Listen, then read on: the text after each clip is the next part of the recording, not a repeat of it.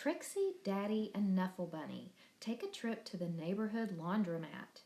But the exciting adventure takes a dramatic turn when Trixie realizes some bunny has been left behind. By combining expressive cartoon drawings with beautiful photographs of Brooklyn, New York, the creator of Don't Let the Pigeon Drive the Bus tells a brilliantly true-to-life tale about what happens when Daddy is in charge and things go terribly, hilariously wrong. Join us in reading Knuffle Bunny by Mo Willems. Not so long ago, before she could even speak words, Trixie went on an errand with her daddy. Trixie and her daddy went down the block, through the park, past the school, and into the laundromat. Trixie helped her daddy put the laundry into the machine. She even got to put the money into the machine. Then they left. But a block or so later, Trixie realized something. Trixie turned to her daddy and said, "Aggle, flaggle, clabble!" "That's right," replied her daddy. "We're going home."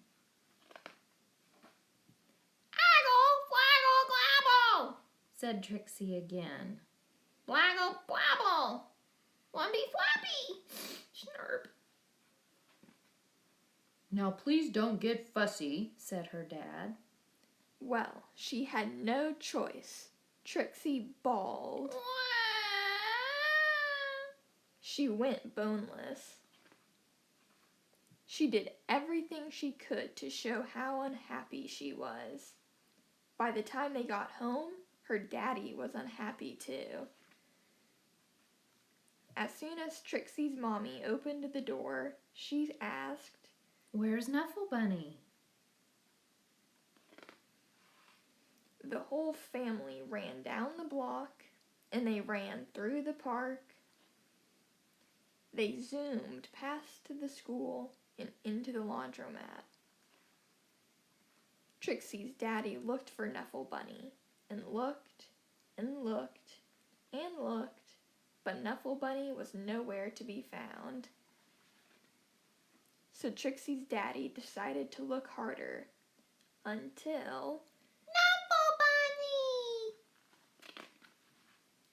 And those were the first words Trixie ever said. The end. Thank you for reading with us. We hope you enjoyed Knuffle Bunny by Mo Willems.